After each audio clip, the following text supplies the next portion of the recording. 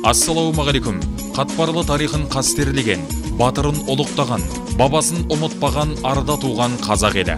Мінгені асқан жүйрік арымаған, жебесі мың дұшпанның дарымаған. Озырай кете, қоршы ата ұрпақтары, баба жүрген сүрлеуден жаңылмаған. Баба есімін ұран еткен ұрпақтары, асқақ рухын дүр сілкіндіріп үлкен ас береді. Кешегі тарихты жаңғыртып, ата жолын ардақ тұту, баба есімін дәріптеу, бағзыдан бері қазақ баласына асыл міндет. Қоршы атаға қойылған ескерткіштің ашылуымен басталатын астың бағдарламасы 2 күнді толық қамтиды.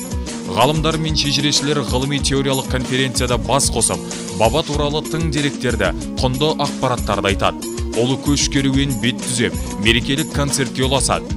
Көмейіне жыр кептелген ақындар айтысып, ас көрігін қыздырады. Астың 2-ші күнінде күллі үйсі қазақтың қанын ойнатып, делебесін қоздыратын жарау аттар аламан бәйгеге түседі. Ауыздығын қарш шайнаған тұлпарлар құнан бәйгеде де көсіледі. Боз кілемде балуандар алысып, нағыз мықтылар қошқары көтереді.